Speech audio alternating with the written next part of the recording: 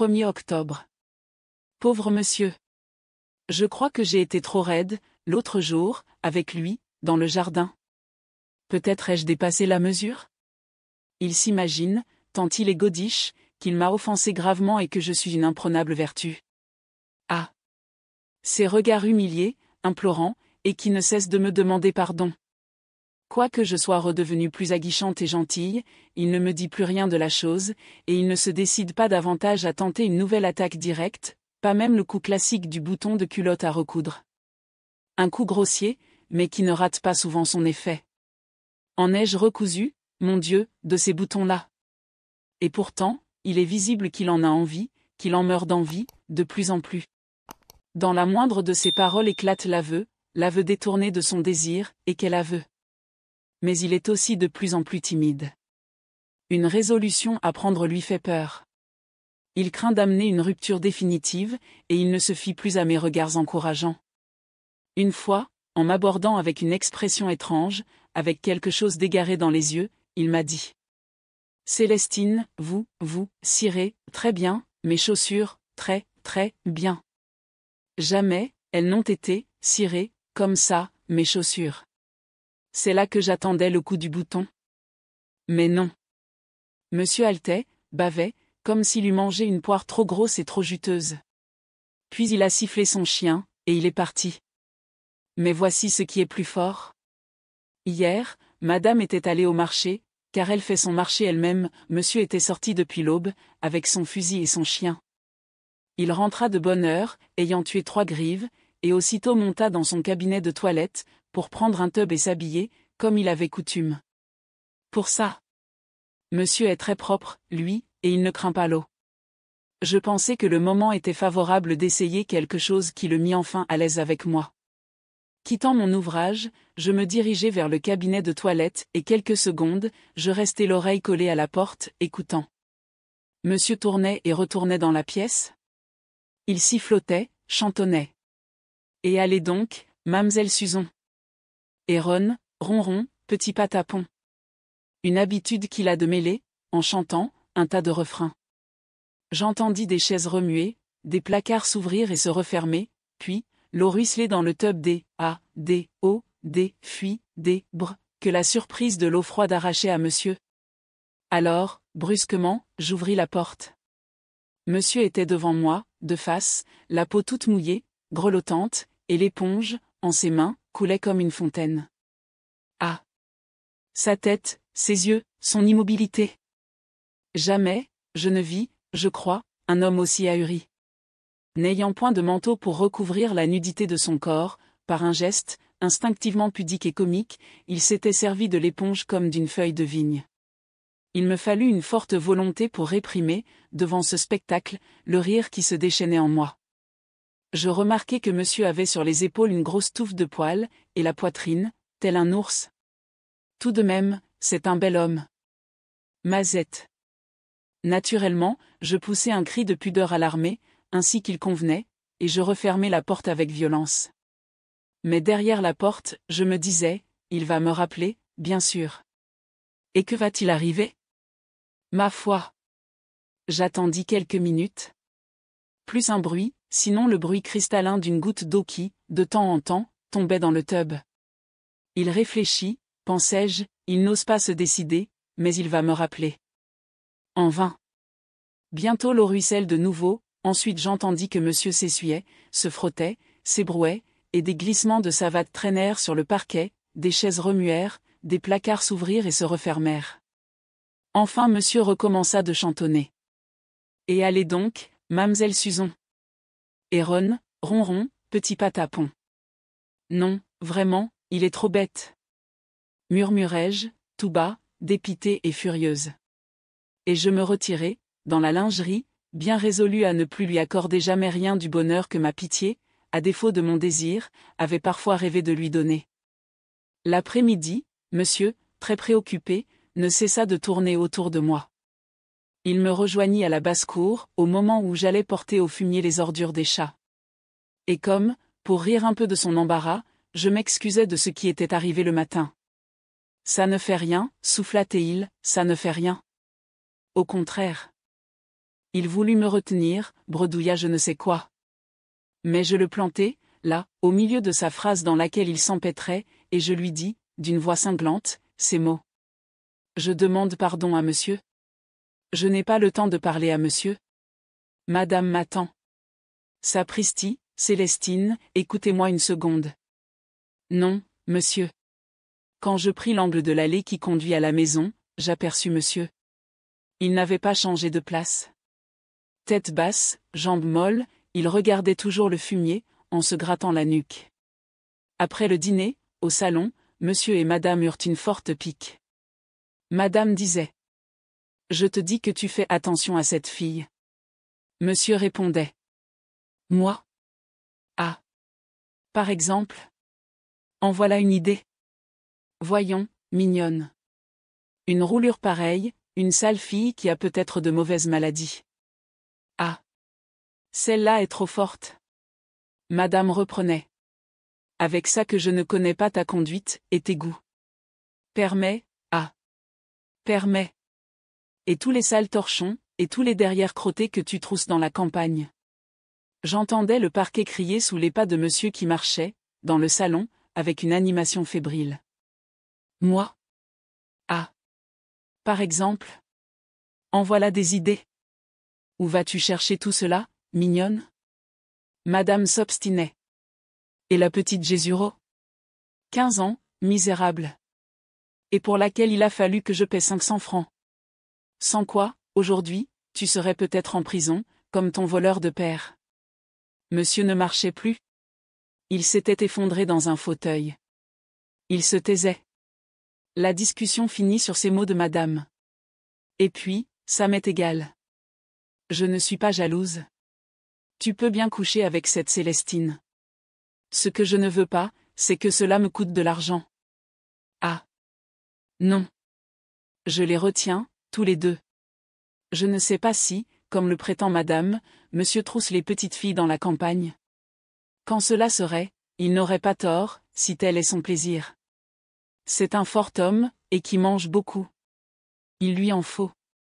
Et madame ne lui en donne jamais. Du moins, depuis que je suis ici, monsieur peut se fouiller. Ça, j'en suis certaine. Et c'est d'autant plus extraordinaire qu'ils n'ont qu'un lit. Mais une femme de chambre, à la cool, et qui a de l'œil, sait parfaitement ce qui se passe chez ses maîtres. Elle n'a même pas besoin d'écouter aux portes. Le cabinet de toilette, la chambre à coucher, le linge, et tant d'autres choses, lui en racontent assez. Il est même inconcevable, quand on veut donner des leçons de morale aux autres et qu'on exige la continence de ses domestiques, qu'on ne dissimule pas mieux les traces de ses manies amoureuses. Il y a, au contraire, des gens qui éprouvent, par une sorte de défi, ou par une sorte d'inconscience, ou par une sorte de corruption étrange, le besoin de les étaler. Je ne me pose pas en bégueule, et j'aime à rire, comme tout le monde. Mais vrai. J'ai vu des ménages, et des plus respectables, qui dépassaient tout de même la mesure du dégoût. Autrefois, dans les commencements, cela me faisait un drôle d'effet de revoir mes maîtres, après, le lendemain. J'étais toute troublée. En servant le déjeuner, je ne pouvais m'empêcher de les regarder, de regarder leurs yeux, leurs bouches, leurs mains, avec une telle insistance que monsieur ou madame, souvent, me disait. Qu'avez-vous? Est-ce qu'on regarde ses maîtres de cette façon-là? Faites donc attention à votre service. Oui, de les voir, cela éveillait en moi des idées, des images, comment exprimer cela?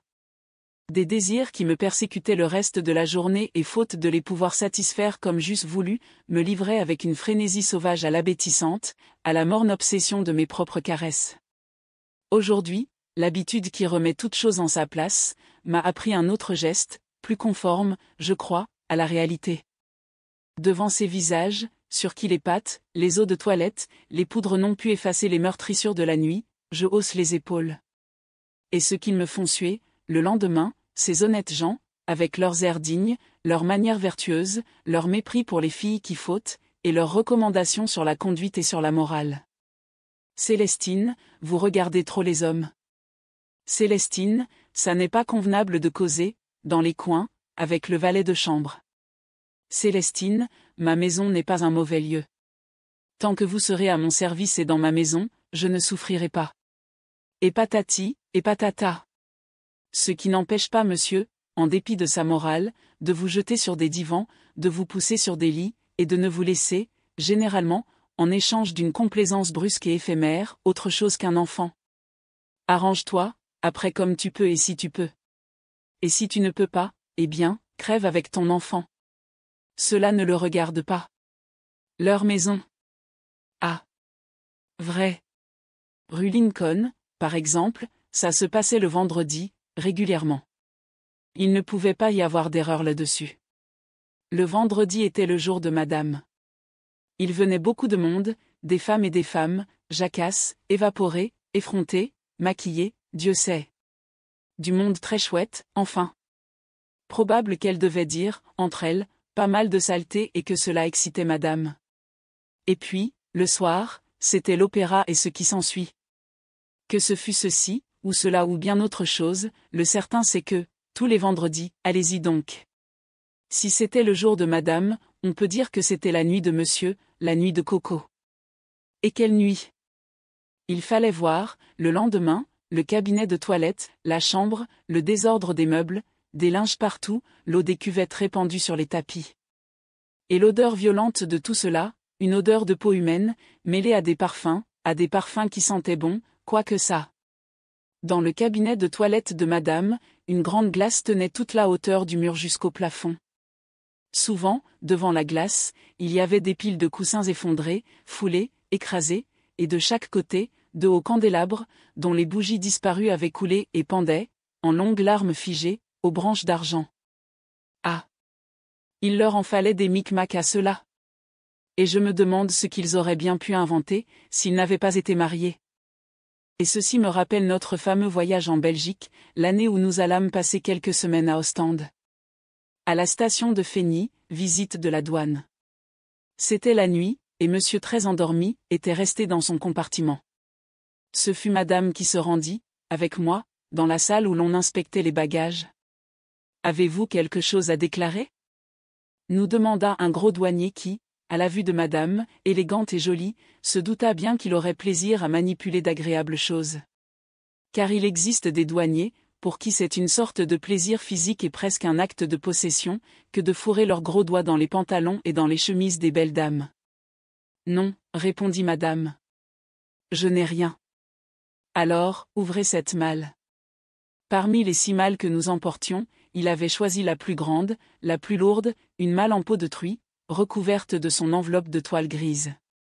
Puisqu'il n'y a rien, insista madame irritée. Ouvrez tout de même, commanda ce malotru, que la résistance de ma maîtresse incitait visiblement à un plus complet, à un plus tyrannique examen. Madame va. Je la vois encore pris, dans son petit sac, le trousseau de clés et ouvrit la malle. Le douanier, avec une joie haineuse, renifla l'odeur exquise qui s'en échappait, et aussitôt, il se mit à fouiller, de ses pattes noires et maladroites, parmi les lingeries fines et les robes. Madame était furieuse, poussait des cris, d'autant que l'animal bousculait, froissait avec une malveillance évidente tout ce que nous avions rangé si précieusement. La visite allait se terminer sans plus d'encombre, quand le gabelou, exhibant du fond de la malle un long écrin de velours rouge, questionna. « Et ça? Qu'est-ce que c'est que ça? » « Des bijoux, répondit madame avec assurance, sans le moindre trouble. « Ouvrez-le. Je vous dis que ce sont des bijoux. » « À quoi bon? » « Ouvrez-le. » « Non. Je ne l'ouvrirai pas. C'est un abus de pouvoir. Je vous dis que je ne l'ouvrirai pas. D'ailleurs, je n'ai pas la clé. » Madame était dans un état d'extraordinaire agitation. Elle voulut arracher l'écrin litigieux des mains du douanier qui, se reculant, menaça. « Si vous ne voulez pas ouvrir cet écrin, je vais aller chercher l'inspecteur. C'est une indignité, une honte. Et si vous n'avez pas la clé de cet écrin, eh bien, on le forcera. » Exaspérée, madame cria. « Vous n'avez pas le droit. Je me plaindrai à l'ambassade, au ministre, je me plaindrai au roi, qui est de nos amis. Je vous ferai révoquer, entendez-vous, condamner, mettre en prison. » Mais ces paroles de colère ne produisaient aucun effet sur l'impassible douanier, qui répéta avec plus d'autorité. « Ouvrez l'écrin. » Madame était devenue toute pâle et se tordait les mains. « Non, fit-elle, je ne l'ouvrirai pas. Je ne veux pas, je ne peux pas l'ouvrir. Et, pour la 10e fois au moins, l'entêté douanier commanda. Ouvrez l'écrin. Cette discussion avait interrompu les opérations de la douane et groupé, autour de nous, quelques voyageurs curieux. Moi-même, j'étais prodigieusement intéressé par les péripéties de ce petit drame et surtout, par le mystère de cet écrin que je ne connaissais pas, que je n'avais jamais vu chez madame, et qui, certainement, avait été introduit dans la malle, à mon insu. Brusquement, madame changea de tactique, se fit plus douce, presque caressante avec l'incorruptible douanier, et s'approchant de lui de façon à l'hypnotiser de son haleine et de ses parfums, elle supplia tout bas. Éloignez ces gens, je vous en prie. Et j'ouvrirai l'écrin. Le Gablou crut, sans doute, que madame lui tendait un piège. Il hocha sa vieille tête obstinée et méfiante. En voilà assez, des manières. Tout ça, c'est de la frime. Ouvrez l'écrin. Alors, confuse, rougissante, mais résignée, madame prit dans son porte-monnaie une toute petite, une toute mignonne clé d'or, et tâchant à ce que le contenu en demeurât invisible à la foule, elle ouvrit l'écrin de velours rouge, que le douanier lui présentait, solidement tenu dans ses mains. Au même instant, le douanier fit un bond en arrière, effaré, comme s'il avait eu peur d'être mordu par une bête venimeuse. Nom de Dieu! Jura-t-il. Puis, le premier moment de stupéfaction passé, il cria avec un mouvement du nez, rigolo. Fallait le dire que vous étiez veuve. Et il referma l'écrin, pas assez vite toutefois, pour que les rires, les chuchotements, les paroles désobligeantes, et même les indignations qui éclatèrent dans la foule, ne vinssent démontrer à madame que, ces bijoux, n'avaient été parfaitement aperçus des voyageurs. Madame fut gênée. Pourtant, je dois reconnaître qu'elle montra une certaine crânerie, en cette circonstance plutôt difficile. Ah! Vrai!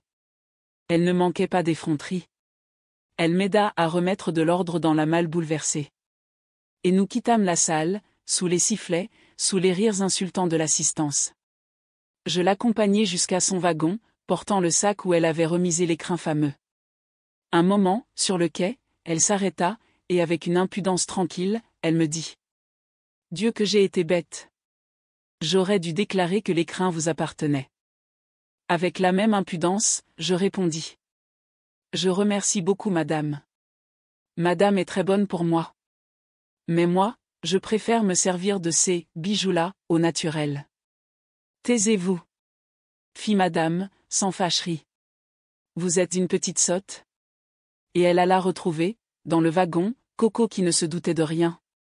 Du reste, madame n'avait pas de chance. Soit effronterie, soit manque d'ordre, il lui arrivait souvent des histoires pareilles ou analogues.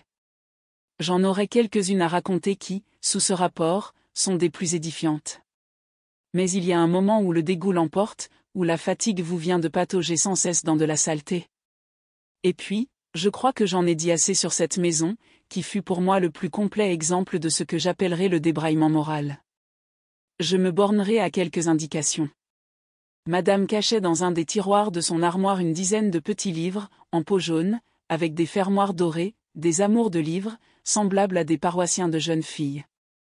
Quelquefois, le samedi matin, elle en oubliait un sur la table, près de son lit, ou bien dans le cabinet de toilette, parmi les coussins. C'était plein d'images extraordinaires. Je ne joue pas les saintes nitouches, mais je dis qu'il faut être rudement putain pour garder chez soi de pareilles horreurs, et pour s'amuser avec. Rien que d'y penser, j'en ai chaud. Des femmes avec des femmes, des hommes avec des hommes, sexes mêlés, confondus dans des embrassements fous, dans des rudes exaspérées. Des nudités dressées, arquées, bandées, vautrées, en tas, en grappes, en procession de croupe soudées l'une à l'autre par des étreintes compliquées et d'impossibles caresses. Des bouches en ventouse comme des tentacules de pieuvre, vidant les seins, épuisant les ventres, tout un paysage de cuisses et de jambes, noués, tordus comme des branches d'arbres dans la jungle. Ah! Non! Mathilde, la première femme de chambre, chippa un de ses livres. Elle supposait que madame n'aurait pas le toupet de le lui réclamer. Madame le lui réclama pourtant. Après avoir fouillé ses tiroirs, cherché partout, en vain, elle dit à Mathilde. Vous n'avez pas vu un livre dans la chambre? Quel livre, madame? Un livre jaune. Un livre de messe, sans doute? Elle regarda bien en face madame, qui ne se déconcerta pas, et elle ajouta. Il me semble en effet que j'ai vu un livre jaune avec un fermoir doré sur la table, près du lit, dans la chambre de madame. Eh bien? Eh bien, je ne sais pas ce que madame en a fait. L'avez-vous pris? Moi, madame? Et avec une insolence magnifique. Ah! Non, alors! Cria-t-elle. Madame ne voudrait pas que je lise de pareils livres. Cette Mathilde, elle était épatante. Et madame n'insista plus. Et tous les jours, à la lingerie, Mathilde disait. Attention! Nous allons dire la messe. Elle tirait de sa poche le petit livre jaune et nous en faisait la lecture, malgré les protestations de la gouvernante anglaise qui bêlait. Taisez-vous, vous êtes de malhonnêtes filles, et qui, durant des minutes, l'œil agrandi sous les lunettes, s'écrasait le nez contre les images qu'elle avait l'air de renifler. Ce qu'on s'est amusé avec ça. Ah! Cette gouvernante anglaise. Jamais je n'ai rencontré dans ma vie une telle pocharde, et si drôle. Elle avait l'ivresse tendre, amoureuse, passionnée, surtout avec les femmes. Les vices qu'elle cachait à jeunes sous un masque d'austérité comique se révélaient alors en toute leur beauté grotesque. Mais ils étaient plus cérébraux qu'actifs, et je n'ai pas entendu dire qu'elle les eût jamais réalisés. Selon l'expression de madame, Miss se contentait de se « réaliser » elle-même. Vraiment, elle eût manqué à la collection d'humanité loufoque et déréglée qui illustrait cette maison bien moderne. Une nuit, j'étais de service, attendant madame. Tout le monde dormait dans l'hôtel, et je restais, seule, à sommeiller pesamment dans la lingerie. Vers 2 heures du matin, madame rentra. Au coup de sonnette, je me levai et trouvai madame dans sa chambre. Les yeux sur le tapis, et se dégantant, elle riait à se tordre. Voilà, une fois encore, Miss complètement ivre, me dit-elle. Et elle me montra la gouvernante, vautrée, les bras allongés, une jambe en l'air, et qui, geignant, soupirant, bredouillait des paroles inintelligibles. Allons, fit madame, relevez-la et allez la coucher. Comme elle était fort lourde et molle, madame voulut bien m'aider et c'est à grand-peine que nous parvînmes à la remettre debout. Miss s'était accrochée des 2 mains au manteau de madame, et elle disait à madame. Je ne veux pas te quitter, je ne veux plus jamais te quitter. Je t'aime bien. Tu es mon bébé. Tu es belle. Miss, répliquait madame en riant, vous êtes une vieille pocharde. Allez vous coucher. Non, non, je veux coucher avec toi, tu es belle, je t'aime bien. Je veux t'embrasser. Se retenant d'une main au manteau, de l'autre main elle cherchait à caresser les seins de madame, et sa bouche, sa vieille bouche s'avançait en baisers humides et bruyants. Cochonne, cochonne, tu es une petite cochonne. Je veux t'embrasser. Pou. Pou. Pou. Je pus enfin dégager madame des étreintes de Miss, que j'entraînai hors de la chambre. Et ce fut sur moi que se tourna sa tendresse passionnée. Bien que chancelant sur ses jambes, elle voulait m'enlacer la taille, et sa main s'égarait sur moi plus hardiment que sur madame, et à des endroits de mon corps plus précis. Il n'y avait pas d'erreur. Finissez donc, vieille sale. Non. Non, toi aussi, tu es belle, je t'aime bien, viens avec moi. Pou. Pou. Pou. Je ne sais comment je me serais débarrassé d'elle si, dès qu'elle fut entrée dans sa chambre, les hoquets n'eussent noyé, dans un flot ignoble et fétide, ses ardeurs obstinées. Ces scènes-là amusaient beaucoup madame. Madame n'avait de réelle joie qu'un spectacle du vice, même le plus dégoûtant. Un autre jour, je surpris madame en train de raconter à une amie, dans son cabinet de toilette, les impressions d'une visite qu'elle avait faite, la veille, avec son mari, dans une maison spéciale où elle avait vu 2 petits bossus faire l'amour. Il faut voir ça, ma chère. Rien n'est plus passionnant. Ah. Ceux qui ne perçoivent, des êtres humains, que l'apparence et que, seules, les formes extérieures éblouissent, ne peuvent pas se douter de ce que le beau monde, de ce que, la haute société, est sale et pourrie. On peut dire d'elle, sans la calomnier, qu'elle ne vit que pour la basse rigolade et pour l'ordure. J'ai traversé bien des milieux bourgeois et nobles, et il ne m'a été donné que très rarement de voir que l'amour s'y accompagna d'un sentiment élevé, d'une tendresse profonde, d'un idéal de souffrance, de sacrifice ou de pitié, qui en font une chose grande et sainte. Encore un mot sur madame. Hormis les jours de réception et des dîners de gala, Madame et Coco recevaient très intimement un jeune ménage très chic, avec qui ils couraient les théâtres, les petits concerts, les cabinets de restaurants, et même, dit-on, de plus mauvais lieux, l'homme très joli, efféminé, le visage presque imberbe, la femme, une belle rousse, avec des yeux étrangement ardents, et une bouche comme je n'en ai jamais vu de plus sensuelle.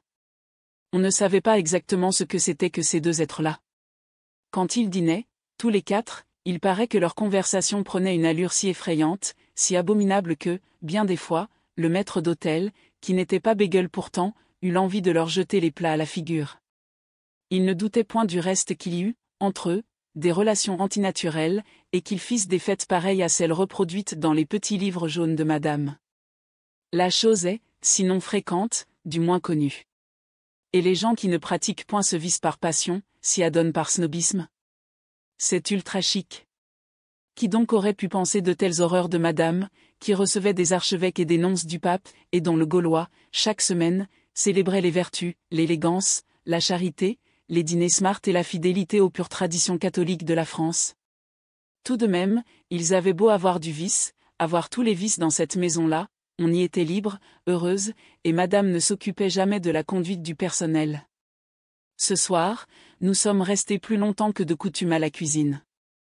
J'ai aidé Marianne à faire ses comptes. Elle ne parvenait pas à s'en tirer. J'ai constaté que, ainsi que toutes les personnes de confiance, elle grappille de ci, vole de là, autant qu'elle peut. Elle a même des roueries qui m'étonnent, mais il faut les mettre au point. Il lui arrive de ne pas se retrouver dans ses chiffres, ce qui la gêne beaucoup avec madame, qui s'y retrouve, elle, et tout de suite.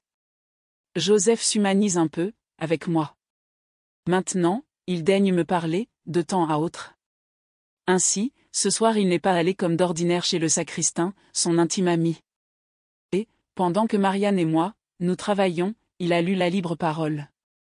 C'est son journal. Il n'admet pas qu'on puisse en lire un autre. J'ai remarqué que, tout en lisant, plusieurs fois, il m'a observé avec des expressions nouvelles dans les yeux. La lecture terminée, Joseph a bien voulu m'exposer ses opinions politiques. Il est las de la République qui le ruine et qui le déshonore. Il veut un sabre. Tant que nous n'aurons pas un sabre des biens rouges, il n'y a rien de fait, dit-il. Il est pour la religion, parce que, enfin, voilà, il est pour la religion. Tant que la religion n'aura pas été restaurée en France comme autrefois, tant qu'on n'obligera pas tout le monde à aller à la messe et à confesse, il n'y a rien de fait, nom de Dieu. Il a accroché dans sa sellerie les portraits du pape et de Drummond dans sa chambre, celui de Déroulède dans la petite pièce aux graines, ceux de Guérin et du général Mercier, de Rude Lapin, des patriotes, des Français, quoi. Précieusement, il collectionne toutes les chansons anti-juives, tous les portraits en couleur des généraux, toutes les caricatures de « bout coupé ». Car Joseph est violemment antisémite. Il fait partie de toutes les associations religieuses, militaristes et patriotiques du département. Il est membre de la jeunesse antisémite de Rouen, membre de la vieillesse anti-juive de Louviers, membre encore d'une infinité de groupes et de sous-groupes, comme le Gourdin national, le Tocsin normand, les Bayados du Vexin, etc. Quand il parle des Juifs, ses yeux ont des lueurs sinistres, ses gestes, des férocités sanguinaires. Et il ne va jamais en ville sans une matraque. Tant qu'il restera un Juif en France, il n'y a rien de fait. Et il ajoute. Ah, si j'étais à Paris, bon Dieu! J'en tuerais, j'en brûlerais, j'en étriperais de ces maudits youpins. Il n'y a pas de danger, les traîtres, qu'ils soient venus s'établir au Ménil-Roi.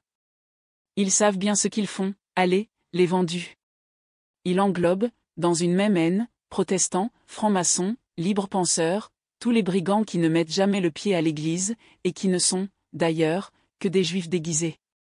Mais il n'est pas clérical, il est pour la religion, voilà tout. Quant à l'ignoble Dreyfus, il ne faudrait pas qu'il s'avisât de rentrer de l'île du diable, en France. Ah! Non. Et pour ce qui est de l'immonde Zola, Joseph l'engage fort à ne point venir à Louviers, comme le bruit en court, pour y donner une conférence. Son affaire serait claire, et c'est Joseph qui s'en charge. Ce misérable traître de Zola qui, pour 600 000 francs, a livré toute l'armée française et aussi toute l'armée russe, aux Allemands et aux Anglais. Et ça n'est pas une blague, un potin, une parole en l'air, non, Joseph en est sûr. Joseph le tient du sacristain, qui le tient du curé, qui le tient de l'évêque, qui le tient du pape, qui le tient de Drummond. Ah! Les Juifs peuvent visiter le prieuré. Ils trouveront, écrit par Joseph, à la cave, au grenier, à l'écurie, à la remise, sous la doublure des harnais, jusque sur les manches des balais, partout, ces mots, vive l'armée. Mort aux Juifs. Marianne approuve, de temps en temps, par des mouvements de tête, des gestes silencieux, ces discours violents. Elle aussi, sans doute, la République la ruine et la déshonore. Elle aussi est pour le sabre, pour les curés et contre les Juifs, dont elle ne sait rien d'ailleurs, sinon qu'il leur manque quelque chose, quelque part. Et moi aussi, bien sûr, je suis pour l'armée, pour la patrie, pour la religion et contre les Juifs. Qui donc, parmi nous, les gens de maison, du plus petit au plus grand, ne professe pas ces chouettes doctrines? On peut dire tout ce qu'on voudra des domestiques, ils ont bien des défauts, c'est possible, mais ce qu'on ne peut pas leur refuser, c'est d'être patriotes. Ainsi, moi, la politique, ce n'est pas mon genre et elle m'assomme. Eh bien, 8 jours avant de partir pour ici, j'ai carrément refusé de servir, comme femme de chambre, chez Laborie.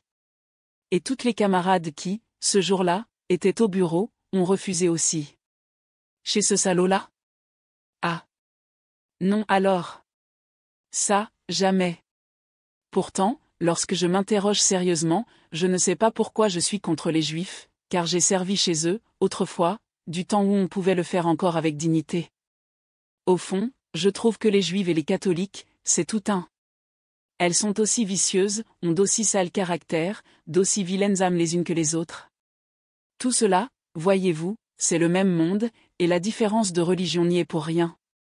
Peut-être, les Juifs font-elles plus de piaf, plus d'esbrouf, peut-être, font-elles valoir davantage l'argent qu'elles dépensent?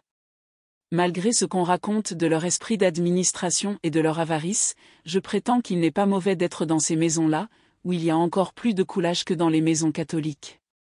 Mais Joseph ne veut rien entendre.